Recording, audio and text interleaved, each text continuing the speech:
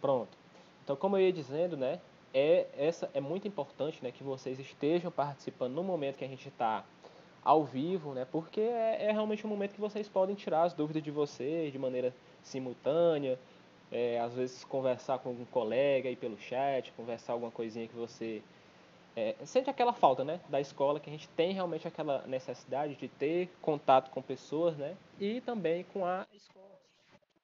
Exatamente, é um momento que a gente tira aqui para a gente estar interagindo, né? Então, é muito importante que vocês participem, né? Ontem vocês estiveram aqui comigo, foram participativos, então espero que hoje seja ainda melhor, né? Temos aqui 10 pessoas, parece, deixa eu ver, 9, 10 pessoas. Então, acho que já é o número que a gente tem costume aqui de estar iniciando a nossa aula. Pessoal, eu vou só, como de costume, dar uma passadinha bem rapidinha aqui por esses slides aqui, para a gente poder chegar no nosso assunto propriamente dito. Para quem não está situado no assunto, por favor, não deixe de ir lá no YouTube e assistir a aula, porque é muito importante, tá bom? Deixa eu ver aqui. Gente, ontem a gente começou falando sobre o final, né, da Idade Média. Aliás, né, a transição da Idade Média para a Idade Moderna. Então a gente falou, né, que o período da Idade Média foi um período muito longo, que durou cerca de 1000 anos, e que os historiadores achavam melhor dividir ele em duas partes, que era a Alta Idade Média e a Baixa Idade Média. Eu acredito que isso foi até uma questão de prova para vocês. Se eu não estou enganado, eu acho que tinha uma questão bem parecida assim para vocês. Que todas as questões daquela avaliação diagnóstica que vocês fizeram saíram daqui, desses slides, né? Salvo um ou outro ali que a gente tinha por obrigação colocar de outro conteúdo. Enfim, então a gente tem essa divisão temporal, que é da Alta Idade Média até a Baixa Idade Média. Então a alta é do início, né? E a média é do mais para o final ali, a baixa é mais para o final. Então, na Alta Idade Média, a Europa passava por grandes transformações ali, né? Derivadas da degradação do Império Romano. Falei isso para vocês ontem, que o feudalismo começou a ganhar muita força, porque as pessoas deixaram ali um pouco de acreditar naquelas crenças um pouco mais, vamos dizer assim, engessadas, né? Mas passaram a acreditar em outras engessadas do mesmo jeito, sem sequer perceber.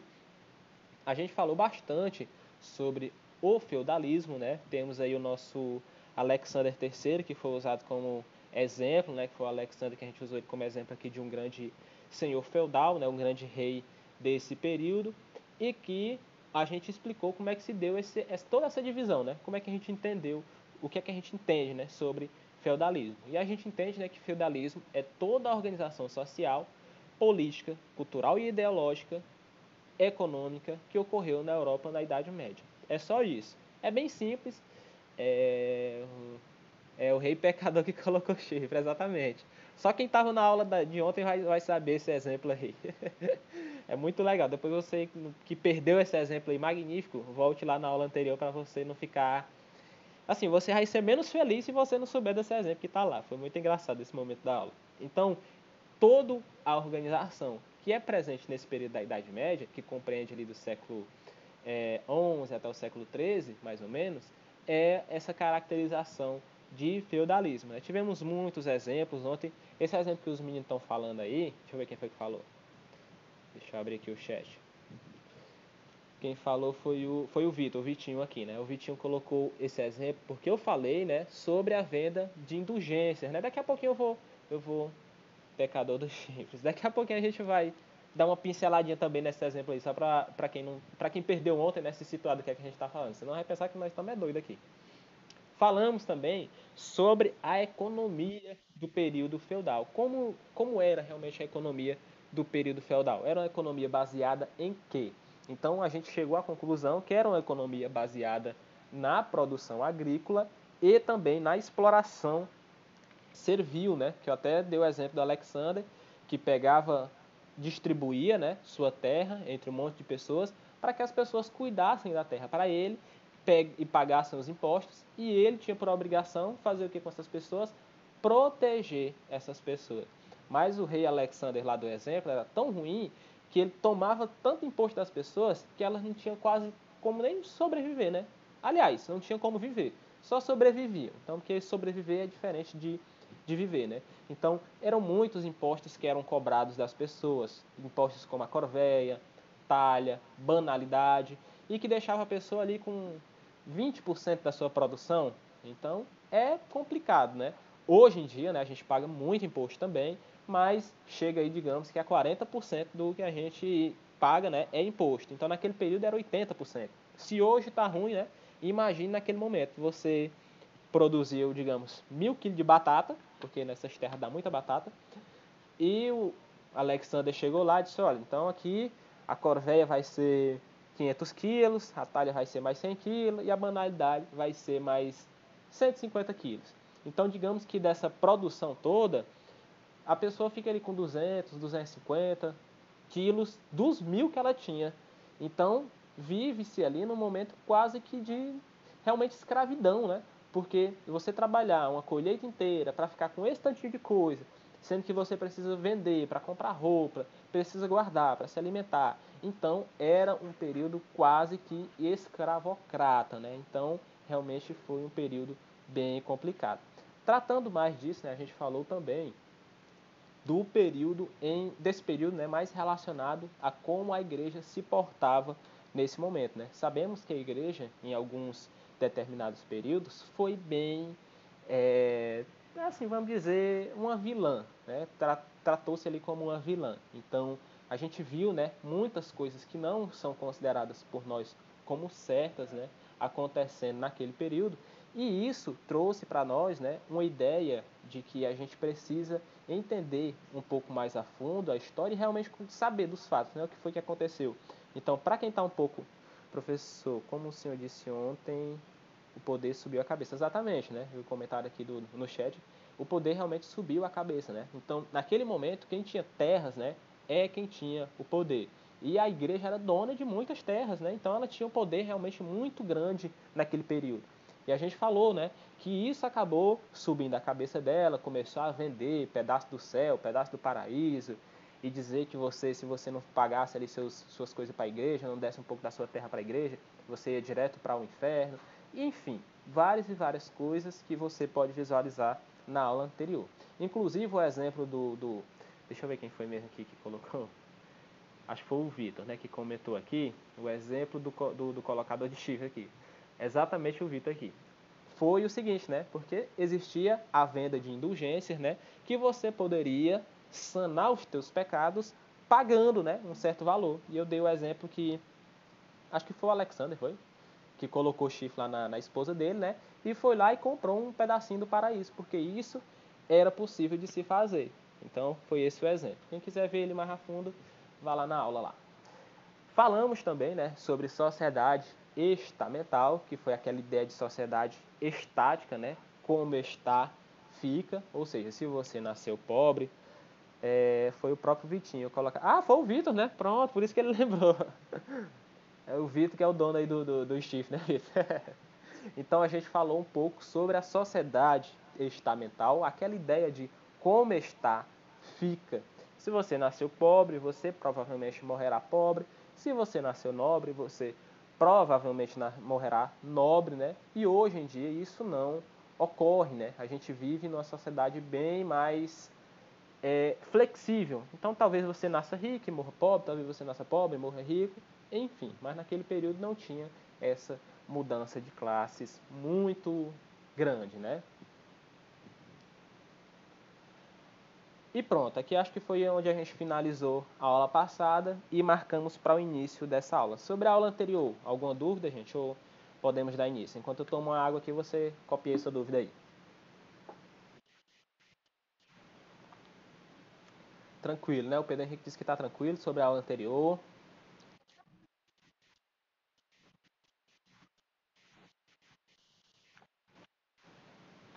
Show, o Vitor também, sem dúvidas aí. Então acho que é uma opinião de todo mundo, já que ninguém.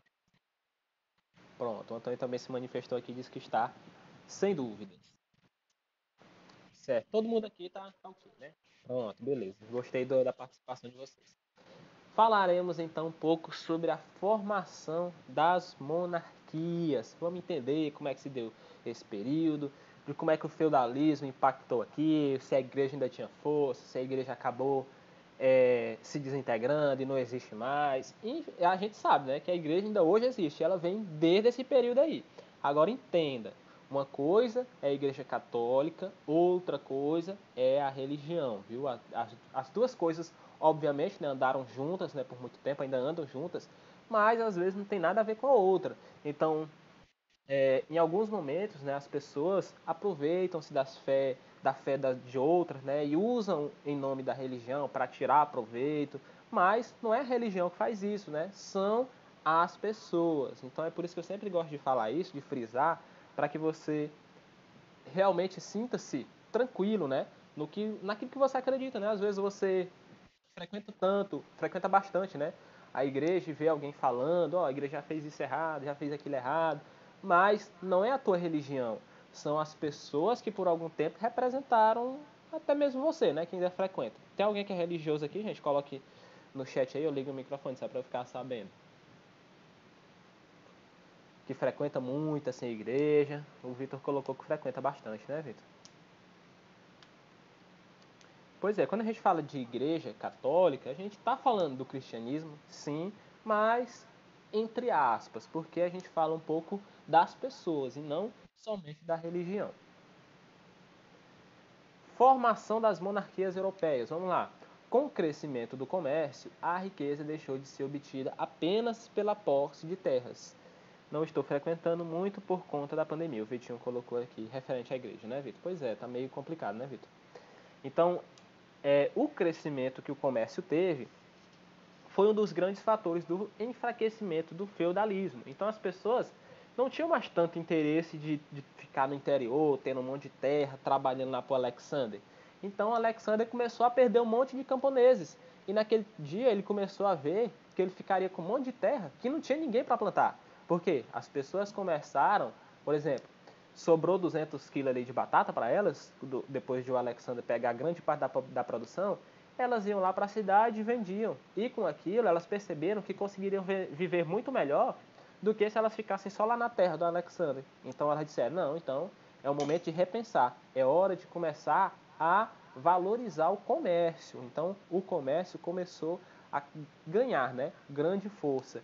E a riqueza, né, como as pessoas começaram a ter mais dinheiro, não somente pela posse de terra, mas também se você fosse um bom vendedor. Então hoje em dia, se você for um bom vendedor, né, você consegue ganhar dinheiro com qualquer coisa, né? Talvez você venda uma caneta aí para a pessoa, dizer, ah, mas eu não consigo vender uma caneta. Mas tem alguém que chega e te vende uma caneta. Você não tem várias canetas aí na sua casa? Então você comprou. Por quê? Porque você tinha essa necessidade. Então, alguém, né, naquele momento, descobriu que as pessoas tinham necessidade de estar comprando as coisas e começou a fazer dinheiro com aquilo e começou a enriquecer com aquilo. Obviamente, os senhores feudais não gostaram nada disso, né? Alexander começou a ficar maluco, dizendo que estava errado, que ele tinha que ficar na terra deles, mas o tempo do Alexander aí como rei estava começando a ficar contado. Fuga dos feudos em massa. Cada dia mais o Alexander tinha menos. Gente, eu estou sempre usando Alexander porque ele foi o exemplo de rei na aula do feudalismo, tá? Para quem não está entendendo. Não é porque ele seja o rei aqui de Valença, não, tá bom? Então, a gente tinha, né, uma fuga de massa ali dos feudos e as pessoas começaram a se questionar se valeria realmente a pena ficar ali, né, pagando um monte de imposto para o Alexander sugando tudo que a pessoa tinha. Não, então não estava valendo a pena. Então, cada dia mais o rei se tornava, né, o senhor feudal se tornava menos importante. E entenda, quanto menos importante você é, menos importante você vai passar a ser, porque as pessoas vão passar a não acreditar mais em você. Então, por exemplo, ontem, né, acabou o BBB, eu sei que você assiste, eu não acompanho, mas eu vejo as notícias e aquela Carol Conká, né, saiu do BBB com muita rejeição, né, foi quase 100% lá. E assim, quando ela estava no auge, as pessoas não comentavam muito dela, nada, né? Tudo ali na boa. Mas quando ela começou a decair, começou a perder seguidores ali no Instagram, por exemplo, todo mundo começou a deixar de seguir ela também, porque as pessoas veem o barco afundando e não querem ficar. A dizer, eu não quero ficar com minha imagem associada ao senhor feudal aqui dessa terra, então eu vou sair. Então a pessoa que viu, né, o que a Carol Conká fez, diz, eu não quero ficar com minha imagem associada a essa pessoa, então eu não vou mais seguir ela, não quero mais ver aqui o que ela faz. Então, é uma questão muito antiga, né? Mas que não deixa de ser atual também, até num programa televisivo. Quem gosta aí de assistir BBB? Eu particularmente não assisto, mas eu vejo as notícias. Pedro Henrique comentou que gosta, né, Pedro Henrique? O BBB, pra quem gosta é bom, né? Um momento ali de distração.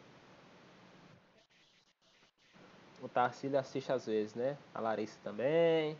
Quem quiser falar, gente, não é feio assistir o BBB não, tá, gente? Era o que eu tava usando aqui de exemplo. Eu gostaria de saber o que é que vocês estão fazendo. Eu sei que vocês gostam muito de anime, né? Eu já vi minhas irmãs ontem foram dormir de madrugada assistindo, né? Eu sei que vocês gostam muito de anime, né? Porque eu vejo os perfis cheios de desenho. Então tô sempre de olho aí no que é que vocês estão. Não ouvi.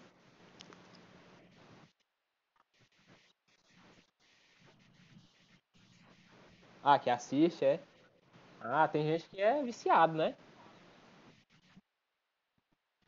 Qual? Ah, Naruto é do meu tempo ainda. Quando eu era pequeno, passava na TV Globo. One Piece. Ó, se a aula fosse falando de desenho, era 10 pra todo mundo, né? Chega e participa. Se fosse falando de anime, tirem um pouquinho desse empenho aí, ó. Shin Naruto. Aí a outra botou ali. Ah, o nome da outra já é Pikachu. Então ela gosta daí do Digimon, né? O Digimon não, o Pikachu é de outro. É do Pokémon. E aí, deixa eu ver quem é. Depois tu tem que mudar esse e-mail, viu? Coloca um e-mail com teu nome, porque depois vai ficar complicado na hora das correções. Se eu não achar teu nome lá, vai ficar com zero. Tá bom. Quem é que tá usando esse e-mail do Pikachu Chan? Cadê vocês são? One Piece é melhor.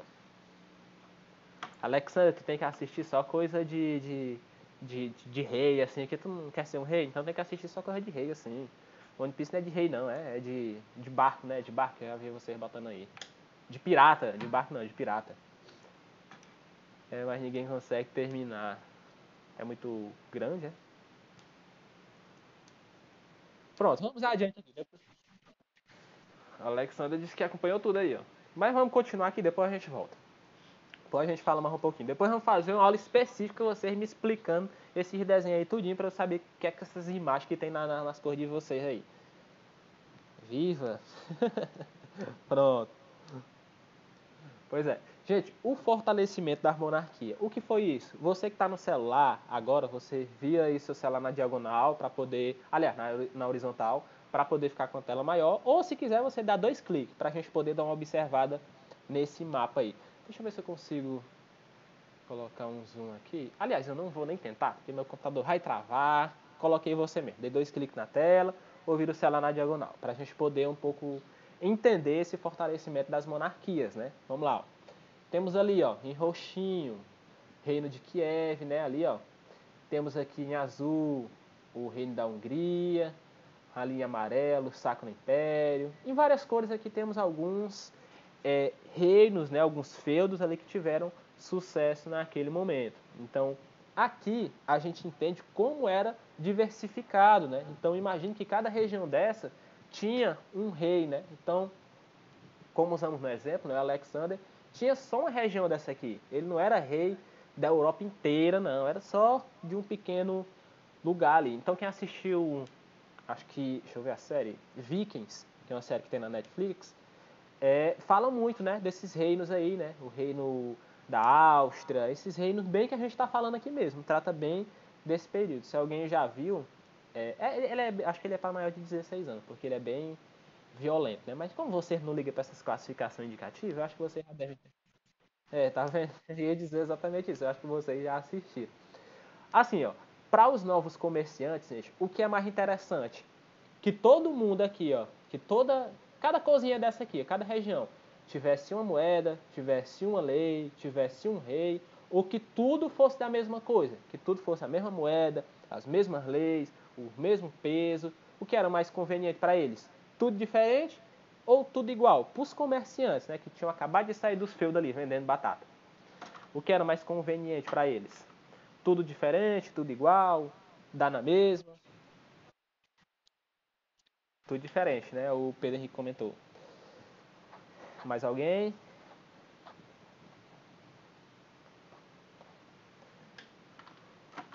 Não, né?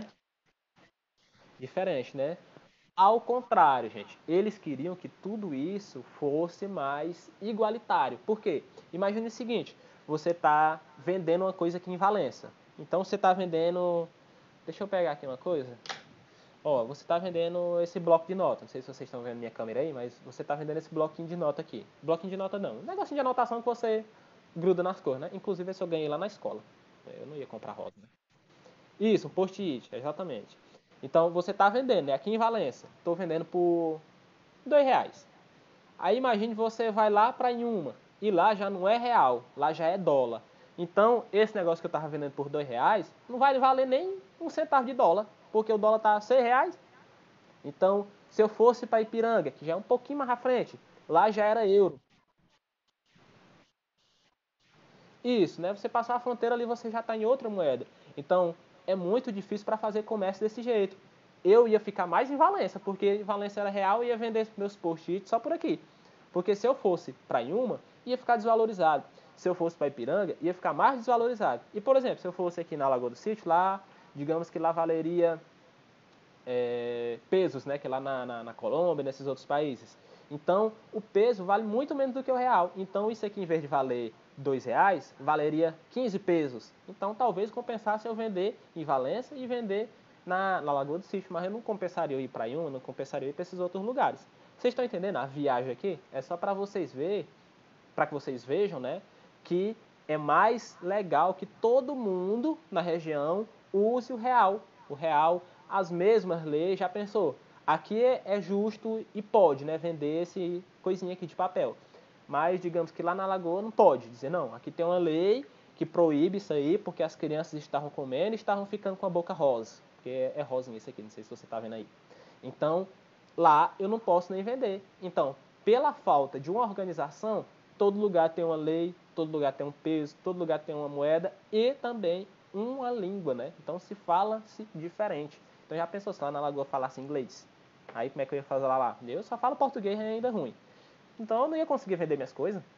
Entenderam essa questão da formação da monarquia, do fortalecimento das monarquias, como é importante para os comerciantes que essas monarquias tivessem leis próprias, tarifas e moedas que fossem pelo menos parecidas. Entenderam? Pronto, né? Certíssimo. Inclusive, quem quiser comprar, viu? R$ 100. Não aceito, não aceito em dólar também, pode ser dólar, mas em pesos colombiano não. Expansão, Deus me livre. Olha, tu não sabe o que é que tem aqui. Isso aqui tem os números que vão estar na Mega Sena, os números que vão estar na Mega Sena do final do ano. Já tá aqui anotado. Aí tu compra por R$ 100 e tu vai ganhar 160 milhões. Aí vale a pena ou não?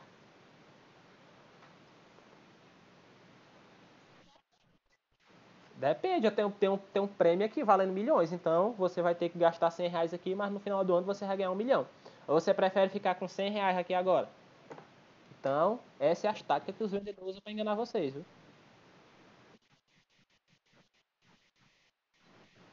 Mas aí no final do ano, se tu perdesse esse milhão.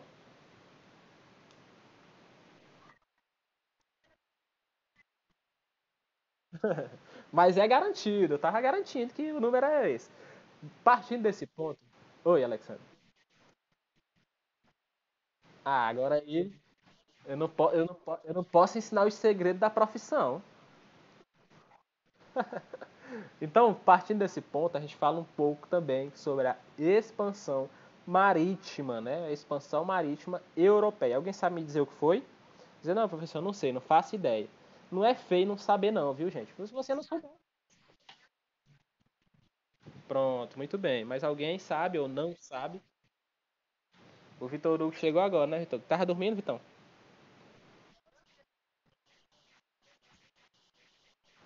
Por depois você vai lá. Mais tarde vai estar disponível no YouTube, você assiste o começo da aula, tá bom?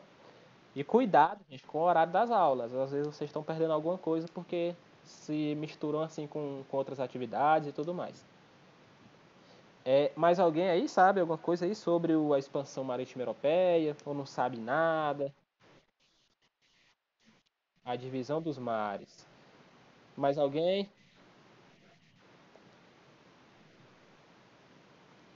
Deixa eu ver aqui nos comentários. Alguém comentou alguma coisa, não tive tempo de ler. Deixa eu ver. Minha mãe sempre me acorda, nem que seja na base da pancada. Ah, pensei que era alguma coisa aqui sobre a expansão marítima. Aí, no caso, é a expansão da Pisa, né? Não é a expansão marítima, não. Pronto, gente, a gente vai falar um pouquinho sobre a expansão marítima. Vocês sabem, né, que nós, né, aqui na América do Sul, não somos os primeiros povos que assim, nós não temos origem, né, indígena, mas a nossa maior descendência, né, é portuguesa, né? Tanto é que nós falamos português, né? Mas olha lá, Portugal tá lá na Europa, tá lá naquela partezinha ali em amarelo no mapa de vocês aí, amarelo mais claro um pouco. Então, como é que esse pessoal chegou aqui? Quais eram os objetivos? Por que vir para cá? Se não tinha outro lugar mais interessante, se não tinha um lugar que fosse mais vantajoso para eles, né? Qual era a vantagem dessa expansão marítima europeia? É isso que a gente vai descobrir. A gente tem algumas setinhas aí, acho que vocês estão conseguindo visualizar, não sei se tá legal, mas dá para vocês verem, dá para que vocês vejam algumas, né, dessas rotas, né? Então a gente vê ali em azul algumas rotas. Depois a gente vai ver quem foi que fez essas rotas com calma, tá? Dá pra ver, né? O Vitor Hugo comentou aqui. Então depois a gente vai ver com calma quem foi que fez, em que ano foi, onde é que chegou. Quem quiser também é só dar 2 cliques na tela que aplica zoom e você consegue visualizar direitinho. Então depois a gente vai ver com calma, é só pra gente já ter uma noçãozinha de como é que se deu esses translados, né? Como é que saía lá da Europa, chegava no Brasil, saía da Europa, chegava lá na Ásia, saía da Europa, passava pela África. Então a gente tem a primeira noção aí superficial de como é que se davam esses trajetos, essas viagens. Certo? Dê um zoom aí, dê uma olhadinha bem rapidinho no mapa aí, tá? Vou dar 10 segundinhos para você olhar aí. Para quem não sabe como é que dá zoom, é só dar 2 cliques na tela. Enquanto eu tomo a aguinha aqui, você visualiza aí.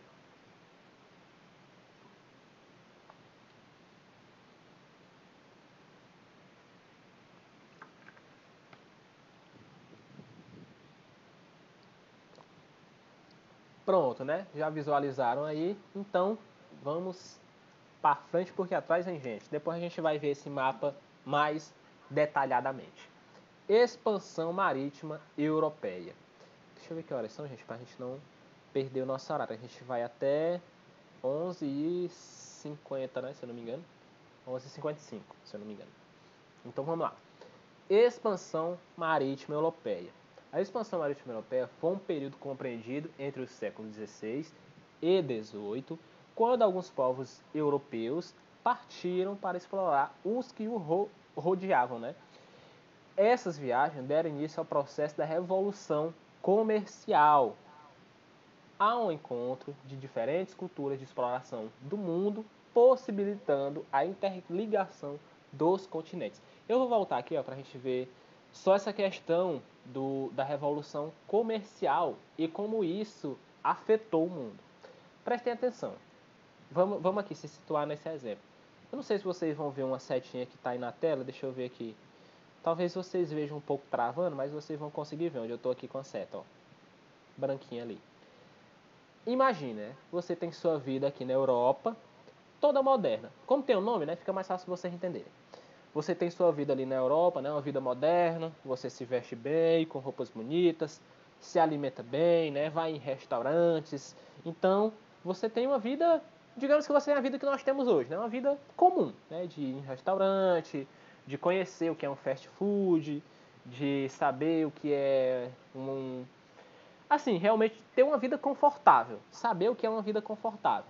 Imagine você chegando na África, uma tribo que as pessoas caçam para sobreviver, não tem restaurante nenhum, então as pessoas caçam para sobreviver.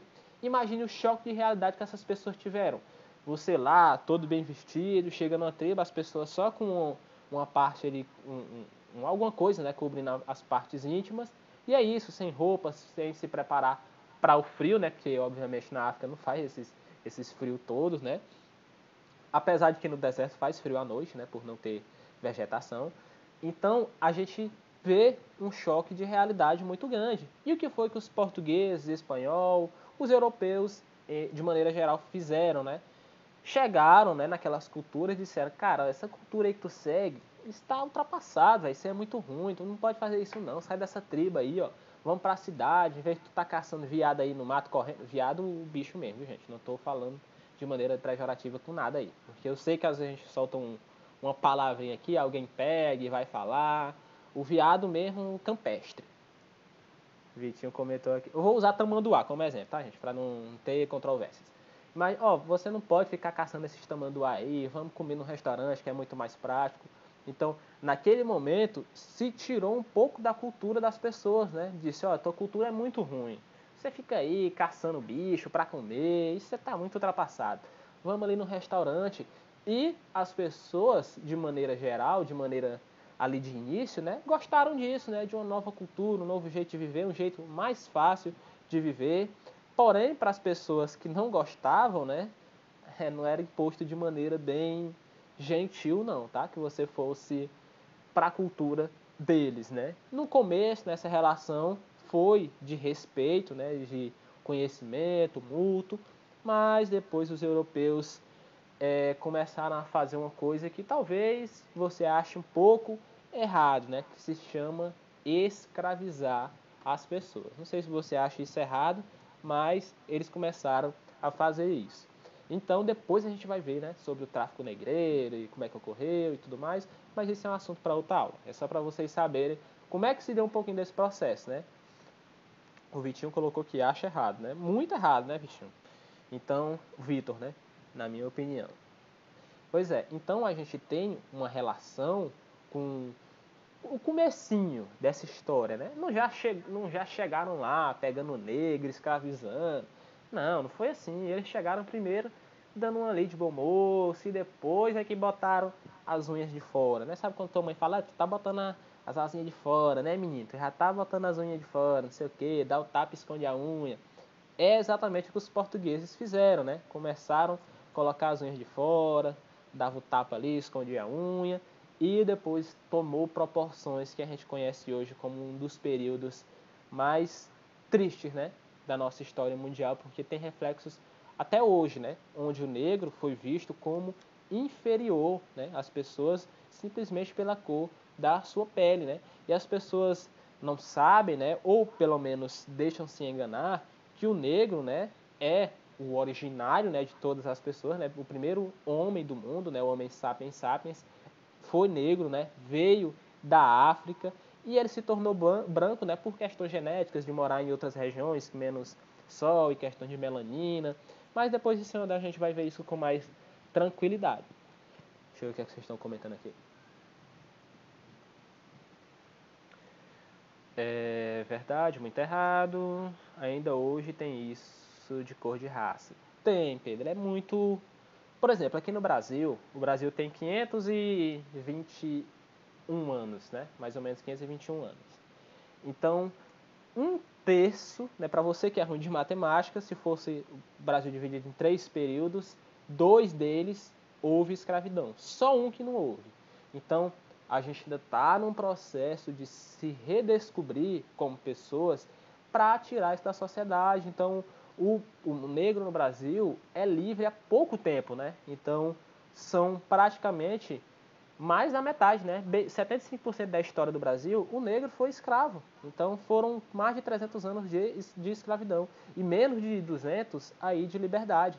Então a gente está num processo de se entender, não só o negro no Brasil, tá? Mas na América Latina como um todo, né? Na América Central também. Por exemplo, se você for na África, mesmo que você tenha sua pele morena e tudo, às vezes você não vai nem ser considerado negro, né? Porque o negro mesmo, característico, ele tem a pele bem mais escura do que a gente tem aqui na nossa região, né? Vai muito assim de mistificação de raça, a pessoa já vem num... já tá lá embaixo, né? Na cadeia que foi se ramificando as coisas. Mas depois a gente vai falar isso com mais calma, tá bom? Vai ter uma aula específica disso. É um assunto triste, né? Mas que é muito importante que a gente conheça e saiba. Professor, infelizmente ainda ocorre pouco, mas ocorre escravidão. No Brasil, né, a gente tem alguns momentos de trabalho que a gente pode considerar como trabalho escravo, né? Mas escravidão, escravidão mesmo no Brasil, entre aspas, foi extinta. No seu trabalho escravo, né? Que a pessoa trabalha muito, ganha pouco, trabalha demais, não tem direito a férias, não tem direito a nada. Verdade, o Vitinho colocou, pouco, mas ainda assim. Pois é, depois a gente vai falar isso com mais eficácia, né? Vamos dizer dessa maneira. E é bom que vocês já pensem que isso é errado, porque é mudando a cabeça dos jovens, né, que a gente vai mudar a cabeça dos velhos, né? Que vocês vão crescer, vão ter filhos, vão envelhecer e vão ensinar realmente da maneira certa para os filhos de vocês. Certo, pessoal? Quero saber se tem perguntas aí para mim. Alguma pergunta? Tá tudo ok? Digam lá.